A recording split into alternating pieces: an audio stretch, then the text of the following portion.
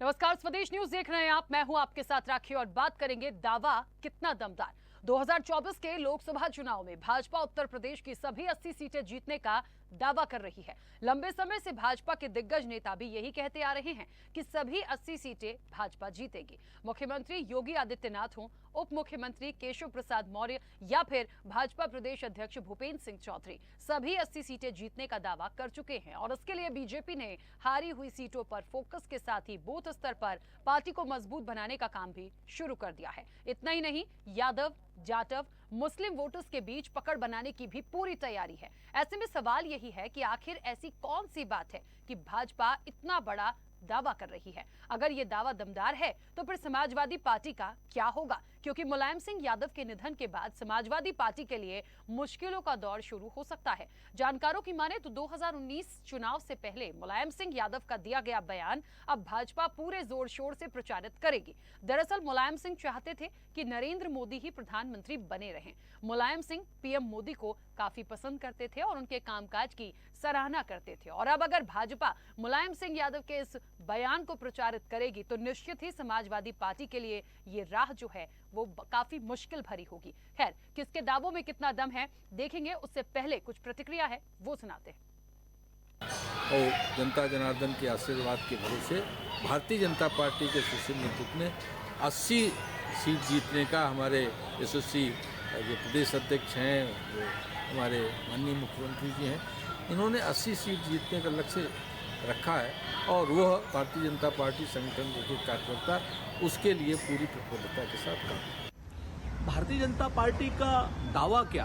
उनका तो दावा कई जगहों पे अलग अलग था। मध्य प्रदेश में कह रहे थे 200 जीतेंगे, बंगाल में कह रहे थे 200 जीतेंगे, अब उत्तर प्रदेश में तमाम तरीके के दावे कर रहे हैं। दावे करने से कुछ नहीं होता। भारतीय जनता पार्टी वालों, महंगाई से निजात दिलाइए, बेरोजगारी से निजात दिलाइए। देखिए, भारतीय जनता पार्टी का शुरू से एक हिसाब रहा है कि जब भी उत्तर प्रदेश या देश में चुनाव होता है तो उनको पहले ही से अनुमान हो जाता है कि हम 80 से 80 में 60 जीतेंगे और 20-80 का खेल है। ये बांटने वाली राजनीति करते हैं और कहीं ना कहीं इससे प्रतीत होता है कि ये चुनाव में लोगों को बलगला करके और इलेक्ट्रॉनिक मशीनों का फ़ायदा उठा करके।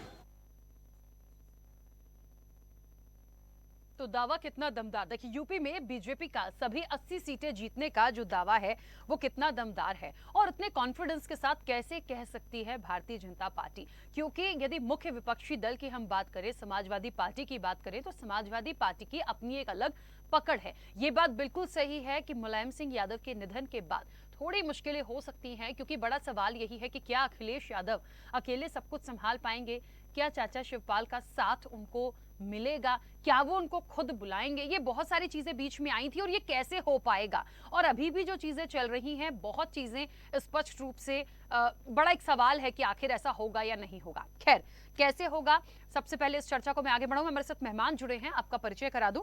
भारतीय जनता पार्टी का पक्ष रखने के लिए विवेक श्रीवास्तव जी हमारे साथ जुड़े हैं। विवेक जी, बहुत स्वागत चर्चा में जुड़ने के लिए।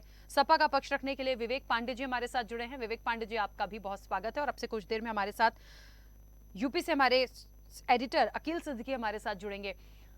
चर्चा की शुरुआत विवेक श्रीवास्तव जी, पहले आपसे। बहुत बड़ा दावा भी है, लग रहा है मुझे, वादा भी लग रहा है एक तरह से कि कहीं ना कहीं 80 की 80 सीटें जो हैं वो आप जीतेंगे।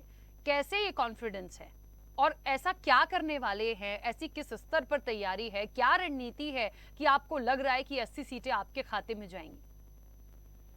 देखिए राखी जी, ये दावा, ये कॉन्फिडेंस कोई एक दिन में डेवलप नहीं हुआ है। ये सालों से पार्टी के कार्यकर्ताओं द्वारा, नेताओं के द्वारा जनता के बीच लगातार काम करते रहने से और जनता जनार्दन का पार्टी को, नेताओं को आशीर्वाद मिलते रहने से डेवलप हुआ है। इसका ताजा उदाहरण है रामपुर की लोकसभा सीट और आजमगढ़ की लोकसभा सीट। आजमगढ़ और रामपुर की लोकसभा सीट को समाजवादी पार्टी अपनी खानदानी सीट मान के चलती थी और उस सीट पे जिस तरह से भारतीय जनता पार्टी ने अपना परचम लहराया है, उसके पहले जिस तरह से हमने कांग्रेस से अमेठी छीनी, ये सारी चीजें हमारे उस परिश्रम को पत्र देने के लिए पर्याप्त है। और हम किसी दिन चुप नहीं बैठे। हमारे केंद्रीय मंत्री नरेंद्र तोमर जी को रायबरेली का प्रभार दिया गया है। प्रदेश स्तर से वीरेंद्र तिवारी जी को रायबरेली का प्रभार दिया गया है और सालों से इस पे काम हो रहा है। हम लोगों ने उन बूथों को चाटा जहां हम हारते रहे हैं, उन बूथों को देखा जहां हम बराबर पे छूटते रहे हैं और जिस पे जीतते रहे। हमने हर तरह के बूथों की व्यूह रचना अलग अलग तरीके से तैयार की है और ये भी देखा कि जिन वर्गों में हमारी स्वीकार्यता अपेक्षा से अनुरूप नहीं, उन वर्गों में कैसे हमारी स्वीकार्यता बढ़े, हम उस पर भी काम कर रहे हैं। उसी क्रम में आपने देखा कि जाटो वर्ग में, यादव वर्ग में और मुस्लिम वर्ग में भी हम किस तरह से अंदर उनके बीच जाएं और केंद्र सरकार और प्रदेश सरकार की योजनाओं का जो उनसे लाभ मिल रहा है, जिस तरह से हम सबका साथ, सबका विकास, सबका विश्वास की नीति पे चल रहे हैं और एक चुस्त दुरुस्त कानून व्यवस्था, भय मुक्त प्रशासन दे रहे हैं, गुंडा राज का जिस तरह से हमने खात्मा किया है, आज हम आम आदमी जिस तरह से सुकून से प्रदेश में रह रहा है, इन सारी चीजों को जनता के बीच चर्चा करके उनको भारतीय जनता पार्टी के पक्ष में लाने का हम काम करें, हमारे लोग करें, इस पे हम काम कर रहे हैं। ठीक है, विवेक जी वापस आती हूँ।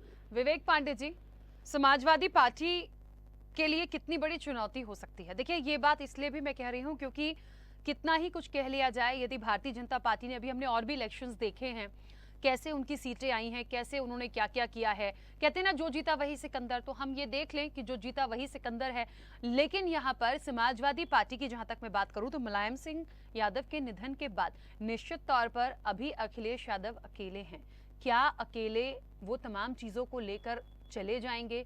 क्या वो सफलता मिल जाएगी? और सबसे बड़ी बात, मुद्दे बहुत महत्वपूर्ण होते हैं। क्या प्लानिंग है, क्या रणनीति है? बहुत से ऐसे इलेक्शन थे, अभी विवेक जी कह रहे थे, विवेक श्रीवास्तव जी, कि आजमगढ़ और रामपुर को भी आप ले लेते, इन सीटों को ले लेते, यहाँ का भी आपने नतीजा देखा। तो निश्चित तौर पे जो आपका था वो भी कहीं ना कहीं छूटा है, तो उसको कैसे आप गेन कर पाओगे? सबसे पहले तो मैं पूरे मंच को प्रणाम करते हुए विवेक भैया को विशेष अनुमोदन के साथ प्रणाम करता हूँ। मेरे काफी आत्मीय है, नजदीकी है और नेताजी की आत्मा को अंतिम श्रद्धांजलि देते हुए, क्योंकि आज उनका अंतिम जो हमारे हिंदू धर्म के अनुसार क्रियाकर्म और कर्मकांड की विधि है, उसको आदरणीय अखिलेश जी संपन्न कर रहे हैं इस समय हरिद्वार में।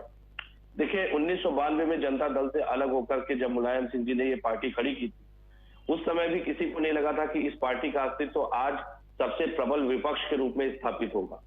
उसके बाद जिस तरह से अभी इन्होंने स्वयं स्वीकार किया, हालांकि हमारे राजनीतिक विभेद हमेशा रहते हैं, तो इन्होंने स्वयं स्वीकार किया कि इनकी पार्टी हमेशा चुनावी मोड में रहती है। तो बिल्कुल सत्य है, उसका परिणाम भी सामने है। चुनावी मोड में रहने का कारण है कि आज हंगर इंडेक्स से लेकर के आप हर इंडेक्स की बात करिए, भारत पिछड़ चुका है। वित्त मंत्री कहती है रुपया नहीं बढ़ा, रुपया नीचे नहीं आया है, अर्थव्यवस्था दूसरे देशों की बढ़ रही है। तो मुझे लगता है इस तरह के अपरिपक्व बयान, उसके बाद राजधानी जैसे क्षेत्रों में जिस तरह से बलात्कारियों को छोड़ करके बलात्कारियों का मनोबल मजबूत करने का काम किया भाजपा सरकार ने, मुद्दों से भागती है, सबसे बड़ी बात है। और जिस तरीके से मुद्दों पे बात नहीं करना चाहती, जिस समाजवादी पार्टी के ऊपर आज ये चर्चा हो रही है, मुझे लगता है कि समय सही नहीं था, लेकिन चलिए विषय है, ये बात भी आनी जरूरी है कि ये वही मुलायम सिंह जी थे और ये उन्हीं की पार्टी है जिन्होंने चीन की सीमा में 4 किलोमीटर तक अपनी सेना घुसा दी थी, सेना को स्वतंत्र छूट दे दी थी। और आज इनके मौजूदा केंद्र सरकार के रक्षा मंत्री और प्रधानमंत्री के वक्तव्यों में विभेद देखिए। रक्षा मंत्री कभी कहते हैं कि चीन की सेना ने घुसपैठ की और देश का प्रधानमंत्री कहता है घुसपैठ नहीं हुई। फिर सैटेलाइट से अरुणाचल प्रदेश की पिक्चरें आती हैं जिसमें दिखता है कि चीन ने गांव बता दिया, हाईवे बन रहा है। तो मुझे लगता है कि देश के सामने झूठ परोसते परोसते आज देश भी इनके सत्य को पहचान रहा है। ये बात सत्य है कि हम चुनाव हारे हैं, ये बात भी बिल्कुल सत्य है, लेकिन ये बात भी सत्य है कि भाजपा की वापसी 15 साल के बाद हुई है। 15 साल तक जनता ने भी इनको सत्ता के बाहर का मुंह दिखा रखा था, 15 साल तक जनता ने इनको स्वीकार नहीं किया। और सबसे दुर्भावना और दुर्गति की बात यह है, जिन मुद्दों पे ये आए थे, ये आज उन्हीं मुद्दों को नकार देते हैं। इनका सबसे बड़ा मुद्दा था 1 रैंक 1 पेंशन, इन्होंने 9 रैंक 9 पेंशन कर दिया। उसके बाद उससे भी बड़ा मुद्दा था इनका काला धन वापस लाने का। सदन में इन्होंने कह दिया कि काले धन का इनको हिसाब किताब ही नहीं पता, इन्हें नहीं पता स्विस बैंक में किसका कितना काला धन जमा है। तो मुझे लगता है अपनी ही कई बातों को पलट करके देश को जिस तरीके से इन्होंने भ्रमित करने का कार्य किया, जनता भी देख रही है। और सबसे बड़ी बात है, देखिए जनता सबसे बड़ी भूखी होती है। 5 किलो राशन से जनता का पेट नहीं भरता है राखी जी। जनता को जब भूख लगती है ना, तो वो अच्छे अच्छे सत्ताधीशों का शासन खा जाती है। ठीक है, जिस विवेक श्रीलंका पांडे की जी, बात करते ये हैं, बात सही है, उदाहरण ले लीजिए, ये बस बात एक सही है उदाहरण मेरा आ कि गया। सब चीज होती है, हर मुद्दा होता है, हर चीज हर बात महत्वपूर्ण होती है, लेकिन मुझे ये बताइए यहाँ पर एक पुराना कहते हैं ना, एक बयान है मुलायम सिंह यादव का, आपको भी पता होगा, जो उन्होंने पीएम मोदी की तारीफ करी। देखिए, पीएम मोदी की तारीफ करना मुझे लगता है कोई कर रहा है तो हम उसे इस तरह से ना लें कि अन्य राजनीतिक दल के हैं या ऐसा वैसा। देश के प्रधानमंत्री हैं, हम सबके प्रधानमंत्री हैं, लेकिन उनका वो बयान, मुलायम सिंह यादव का वो बयान इस वक्त पे यदि इलेक्शन के बीच आता है तो आप समझ रहे हैं एक बहुत बड़ी ये एक टैगलाइन होगी कि उनके पसंदीदा थे, उनके कामों की सराहना करते हैं, तो निश्चित तौर पर एक प्लस पॉइंट बीजेपी के लिए ही जाएगा ये, और बीजेपी इसका फायदा उठाएगी, बीजेपी इसका पूरा फायदा उठाएगी। स्वर्गीय नेताजी ने जिस समय उनको राजनीतिक शिष्टाचार और राजनीतिक राजधर्म का पालन करते हुए सदन की मर्यादा को निभाते हुए ये वक्तव्य दिया था, उस समय उन्हें नहीं पता था कि यही वो मोदी होंगे जो चीन के मसले पे देश के सामने झूठ परोसेंगे, क्योंकि ये वही मुलायम सिंह थे जिन्होंने रक्षा मंत्री रहते हुए चीन की सीमा में 4 किलोमीटर सेना घुसा था। 1 के बदले 5 के बदले 100 सैनिकों को मार गिराया, जिन्होंने उन्होंने कभी नहीं सोचा था कि ये जाकर के पीडीपी के साथ सरकार बनाएंगे जो देश में अलगाववादी विरोधियों को, गतिविधियों को संचालित करने वालों को संरक्षण प्रदान करती है। मुलायम सिंह जी ने कभी नहीं सोचा था कि आतंकवादियों को पद देंगे, आतंकवादियों को इस्तेमाल करेंगे अपने राजनीतिक वर्चस्व और लक्ष्यों को हासिल करने के लिए। लेकिन ये बात भी इनको माननी पड़ेगी कि मुलायम सिंह जी, आदरणीय नेताजी, बहुत ही दूरदर्शी थे और सदन की मर्यादा का उन्होंने पालन किया, सदन की मर्यादा का पालन किया। जिस तरह मैं आपके मंच की मर्यादा का पालन करते हुए मैंने भी आते ही देखिए सबसे पहले अनुमोदन के साथ प्रणाम किया अपने विपक्षी भाई को, क्योंकि देखिए राजनीतिक शिष्टाचार, राजनीतिक मर्यादाओं की भी एक अपनी सीमा होती है। ये भी एक शिष्टाचार का वक्तव्य भाव देना बहुत जरूरी है। हमें ये बहुत जरूरी है राजनीतिक दलों के बीच में वर्चस्व की लड़ाई ना होकर दुर्भावना की राजनीति ना करते हुए एक शिष्टाचार की राजनीति होनी चाहिए, जिसको कि समाप्त करने का काम भाजपा ने किया। लेकिन अब शिष्टाचार की राजनीति नहीं दिखती ना, क्योंकि सबको सिर्फ अपना दिखता है, ये भी आप सोचिए। और राजनीति तो ऐसी है, सत्ता और कुर्सी किसे प्यारी नहीं होती। विवेक पांडे जी, मैं समझ रही हूँ आपकी बात को, पर अब वो समय गया जब इतना सोचा जाएगा। कुछ कहना चाह रहे थे विवेक श्रीवास्तव जी, मुझे सिर्फ 10 सेकंड का समय दीजिए, जल्दी से बोलिए विवेक श्रीवास्तव जी, 1 मिनट। बिल्कुल, भाजपा की स्थिति आज ये हो गई है, पसमानदा समुदाय मुस्लिम सम्मेलन करवाने वाली भाजपा, कितना हास्यास्पद प्रतीत होता है, जो जालीदार टोपी और मंचों से कपड़े सृजित कर रहे थे, जो कि मुस्लिमों का आर्थिक विरोध कर रहे हैं, मुस्लिमों का आर्थिक बहिष्कार करने की बात कर रहे हैं, इनके विधायक मुस्लिमों का एनकाउंटर करने की बात कर रहे हैं, वो मुस्लिम सम्मेलन करा रही है। भाजपा इससे ज्यादा विवश कब दिखाई दी पूरे भारत में आपको? इससे ज्यादा विवश भारत की जनता ने भाजपा को कब देखा कि उनको वोट चाहिए, वो ऐसा करेंगे, उनको वोट चाहिए। और आपको लगता है कहीं कमी है और समाजवादी पार्टी को करना चाहिए किसी जाति वर्ग के लिए सम्मेलन, तो सपा भी कर सकती है, वो तो करेंगे। उनको उनकी तो कमजोरी है, वो तो स्वीकार रहे हैं, उनको तो पकड़ बनानी है। भाजपा की तो विवशता सामने आ रही है, भाजपा तो विवश हो गई करने पे, भाजपा की मजबूरी समझिए। ठीक है, चलिए विवेक पांडे जी, 1 मिनट हो गया, 10 सेकंड से ज्यादा हो गया, प्लीज। समाजवादी पार्टी पे तो आरोप लगते थे कि हम विवेक पांडे जी प्लीज, हो गए 10 सेकंड हो गए, पार्टी में कहां से पैर रख दिए अपने। राखी जी, विवेक पांडे जी का वक्तव्य कुछ ऐसा है कि चितवी मेरी, पटवी मेरी, ऊँट मेरे बाप का। हम ही ऊपर आरोप लगाते हैं कि सारे मुस्लिमों के विरोधी हैं। अच्छा बताइए, आपने मुस्लिम सम्मेलन कब करवाया? भाजपा के इतिहास में मुस्लिम सम्मेलन पहली बार कब हुआ था, आप बता दीजिए। भाजपा के इतिहास में मुस्लिम सम्मेलन पहली बार कब हुआ था, ये बता दीजिए। इसके अल्पसंख्यक मोर्चे का लगातार सम्मेलन होता रहा है। आप किसी भारतीय जनता पार्टी के मुस्लिम सम्मेलन कब हुआ, आप मुझे इसकी बात बता दीजिए ना, उसमें भी बताएंगे, अभी पूछेंगे उनसे और वो बोल ले। भारतीय जनता पार्टी के पास पूरा अपना एक अल्पसंख्यक मोर्चा है। तमाम हमारे बड़े नेता, उसके राष्ट्रीय अध्यक्ष, प्रदेश अध्यक्ष है, मुख्तार अब्बास नकवी, रुमाना सिद्दीकी जैसे बहुत ऐसे नाम हैं जो मैं आपको एक सांस में गिना सकता हूँ। हमारा मुस्लिमों में बहुत लंबा काम है, हर वर्ग के मुसलमानों में काम है और हर वर्ग के लोग हमसे जुड़े हुए हैं। और कितने मुस्लिम नेता आपने केंद्र में दे रखे हैं? नेतृत्व तो कितना है मुस्लिमों का, वो बता दीजिए। उत्तर प्रदेश में कितने मुस्लिम नेता आपके हैं जो कि सदन में बैठे हुए हैं और कितने केंद्र में बैठे हैं, वो भी स्पष्ट कर दीजिए। आपकी दिक्कत ये है कि आपके नेता अपने परिवार को नहीं जोड़ पा रहे हैं। हमारा काम ये है कि हम दूसरों को भी गले लगाने का काम कर रहे हैं। अब आपके नेताओं का परिवार ही ना हो तो उसके लिए हमारी क्या गलती है, उसके लिए हम क्या कर रहे हैं, ये बताइए। आपको देख करके जलन हो रही है। आपके नेता परिवारों का इस्तेमाल राजनीतिक लक्ष्यों को प्राप्त करने के लिए करते हैं। कितनी निंदा की बातें सोचिए। मैं पूर्वांचल से आता हूँ कि मैं बैठा हूँ और मेरी माँ जाकर के एक नोटबंदी के समय लाइन में लग जाए, तो मेरे लिए इससे ज्यादा शर्मनाक मेरे घर परिवार रिश्तेदारों के बीच चलिए, एक मिनट। हम लोग राजनीतिक दल के कार्यकर्ता तो मंदिर में घंटा हिलाने की बात नहीं ना करेंगे, राजनीतिक लक्ष्य की बात करेंगे। तो वो भाजपा तो घंटा ही बजवा रही है। अभी पेट के एग्जाम में देख लीजिए आपने विद्यार्थियों की क्या हालत कर दी। चलिए विवेक और जी, पर्चा भी लीक ना हो जाए। दोनों विवेक जी, आज दो विवेक जी हैं और दोनों बढ़िया जोर से लड़ रहे हैं। ठीक है, एक मिनट रुकिए। अखिल जी बहुत देर से जुड़े, अभी सब पूरी कहानी क्लियर कर देंगे। पूरी एक रिपोर्ट उनके पास तैयार है कि कहाँ क्या चल रहा है और क्या हो सकता है। अखिल जी, मुझे लगता है कि दावा कितना दमदार हम चर्चा कर रहे हैं, वाकई में बड़ा सवाल है कि किसके दावे में कितना दम है। लेकिन फिलहाल मुझे लगता है बहुत नजदीक से आपने तमाम चीजों को देखा है। वहां क्या लग रहा है इस लोकसभा के लिए किसका पड़ला भारी दिखता है? राशि जी देखिए, दोनों जो अभी यह विवेक श्रीवास्तव जी और विवेक पांडे जी अपनी अपनी जो बात रख रहे थे वो दोनों सहमत है अपनी बातों से। उनकी जायज बातें हैं, अपनी अपनी पार्टी की जो तैयारी है वो मुद्दे सही है। लेकिन निश्चित तौर पे बीजेपी अब चाहती है कि जिन सीटें हार गई, जो सीटें हार गई जो समाजवादी पार्टी के पास है, या 10 से ज्यादा सीटें जो बहुजन समाज पार्टी के पास है, वो सीटें वापस आ जाए भारतीय जनता पार्टी में। ये बहुत मुमकिन नहीं कि 80 की 80 सीटें वापस आ पाएंगी, क्योंकि राजनीतिक हर दिन और हर मिनट और हर घंटे बदलता है। तो निश्चित तौर पर उत्तर प्रदेश की जो राजनीति है वो बदलती रहती है, चाहे वो योजनाओं को लेकर हो, चाहे वो पॉलिटिकल गलियारों को लेकर हो, चाहे पार्टी में फेरबदल को लेकर हो। तो तमाम हर जो घटनाएं होती है वो घटनाक्रम तय करती है कि इस पार्टी के पास कौन सा नेता है, कौन सा चेहरा है, कौन सा मुद्दा है, कहां पर कितनी सीटें जानी चाहिए। हालांकि बीजेपी इसलिए दावा कर रही है कि प्रधानमंत्री नरेंद्र मोदी और उत्तर प्रदेश के कहीं न कहीं बनारस से सांसद हैं, मुख्यमंत्री योगी आदित्यनाथ कहीं न कहीं उत्तर प्रदेश से है, उत्तराखंड से आते हैं, और ये बनारस और अयोध्या अब इस चुनाव को ही देखना है कि बनारस और अयोध्या कितना रंग लाती है। निश्चित तौर पे भारतीय जनता पार्टी को यहाँ पर फायदा होगा। अब देखिए, दीप उत्सव होने जा रहा है, प्रधानमंत्री भी अगर सूत्रों की माने तो देश के प्रधानमंत्री भी दीप उत्सव अयोध्या में मनाते हुए दिखेंगे इस बार। तो निश्चित तौर पे 2022 की तैयारी पूरी तरीके से 2024 की तैयारी है। तो ऐसे में कहीं ना कहीं पूरी तरीके से ताकत जो लोकसभा चुनाव में लगाई जा रही है वो भारतीय जनता पार्टी अपने दम पर कहीं न कहीं जो इतिहास रचने के लिए जो दावे कर रही है वो उसके लिए बैठकें कर रही है, रोड मैप बना रही है। वो अपनी जगह अपनी बात सही कह रही है।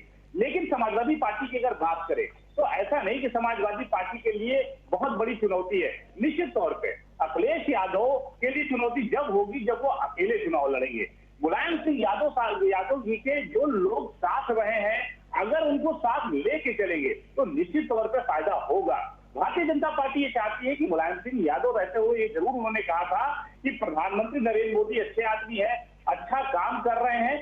अब उनके न रहने पे इस बात को कहीं ना कहीं भारतीय जनता पार्टी बुनाती नजर आएगी 2024 के चुनाव में। उसका लाभ भी भारतीय जनता पार्टी को मिलेगा। अपर्णा एक परिवार अपर्णा जो रिश्त है वो कहीं ना कहीं भारतीय जनता पार्टी के साथ है। शिवपाल सिंह यादव अब कहीं ना कहीं तय करेंगे कि वो लोकसभा चुनाव में अखिलेश यादव के साथ खड़े होते हैं या वाकई अलग होते हैं। अलग होते हैं तो नुकसान होगा, ये अखिलेश यादव को भी पता है। लेकिन अखिलेश यादव सब चीजों पर मंथन कर रहे हैं। कहीं ना कहीं वो अपना देख रहे कि चुनाव कैसे जीतना है।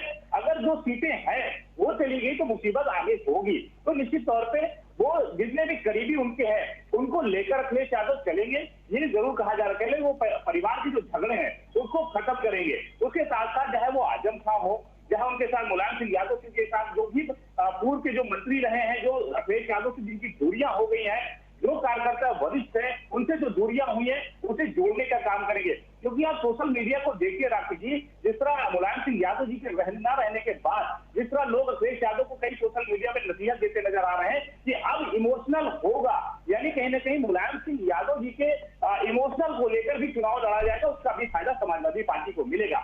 बीजेपी के लिए चुनौती होगा अगर सभी कार्यकर्ता इमोशनल हो जाते हैं, जो नाराज है वो भी इमोशनल होकर अगर अखिलेश यादव के साथ आते तो उसका फायदा होगा। लेकिन बीजेपी पूरी तरीके से ताकत उन सीटों पर लगाएगी जो सीटें हार गई है। अब बात आती है मुस्लिम बाहुल इलाकों की, जो सीटें जैसे आज रामपुर की अगर देखें, रामपुर में जैसे बीजेपी ने खाता खोला, आजमगढ़ में 7 सीटें होने के बावजूद समाजवादी पार्टी के बाद बीजेपी के पास लोकसभा सीट चली गई। तो उन सीटों पर जब समाजवादी पार्टी जो फोकस कर रही है और बीजेपी ये चाहती है कि जहां पर मुस्लिम बाहुल इलाका हो उन सीटों पर अगर दमदारी से लड़ेंगे, अगर सीटें निकल गई तो उसका लाभ आगे भी होता नजर आएगा। बिल्कुल ठीक है विवेक जी, विवेक श्रीवास्तव जी, मुझे ऐसा लगता है कि बहुत अच्छे से अकील जी ने सारी चीजें क्लियर करी हैं। और देखिए लास्ट में क्या होता है, अब लास्ट में जो होगा, जनता जनार्दन है, बहुत सारी चीजें हैं, सब हम देखेंगे। लेकिन बहुत महत्वपूर्ण तो है कि हम विपक्ष को कम ना समझें। जो अकील जी ने कहा उससे यही बात समझ में आ रही है कि भले ही पड़ला भारी भारतीय जनता पार्टी का हो अभी की स्थिति को देखते हुए, लेकिन मुलायम सिंह यादव के निधन के बाद निश्चित तौर पर एक सिंपैथी जो होती है ना, एक वो कहीं ना कहीं जो कार्यकर्ताओं की एकजुटता के साथ दिखेगी या आएगी, वो थोड़ी सी एक चुनौती आपके लिए हो सकती है। बोलिए विवेक श्रीवास्तव जी। राखी जी, इस समय 2022 का नवंबर है, बीच में पूरा 2023 पड़ा हुआ है, चुनाव 2024 में होने हैं। हम अभी से जमीन पे तैयारी कर रहे हैं, बूथ दर बूथ हम अपनी मजबूती करते जा रहे हैं। जनता के बीच हम हमेशा 365 दिन रहते हैं, 24 घंटे हमारा उससे संवाद रहता है। और जिस सिंपैथी की, जिस सहानुभूति की अकील जी बात कर रहे हैं, ठीक है, ये सहानुभूति क्षणिक रूप से है, ये धीरे धीरे धीरे धीरे ये ग्राफ कम होता जाएगा। जिस तरह से अखिलेश यादव जी का पिछला अनुभव है कि अपने कुनबे को ही एकजुट नहीं कर पा रहे हैं, ठीक है, उनके कुनबे की अब लेकिन उनकी कोशिश है, अब लेकिन उनकी क्योंकि कोशिश है। ठीक है, हमारा विषय और हमारी चर्चा बहुत बड़ी है विवेक जी। विवेक पांडे जी, वापस तो नहीं आ पाऊंगी, फिर बैठेंगे इस चर्चा पे। अभी वक्त है, तैयारियां किए, फिर इस चर्चा में बैठेंगे। समय हो गया है। आप सभी का बहुत शुक्रिया इस चर्चा में जुड़ने के लिए। देखिए दावा कितना दमदार है, बड़ा सवाल है, और अपने अपने दावे हैं, अपनी अपनी बातें हैं। कौन बाजी मारेगा ये हम देखेंगे, लेकिन वाकई दिलचस्प होगा ये मुकाबला भी। फिलहाल चर्चा में इतना ही, दीजिए इजाजत, नमस्कार।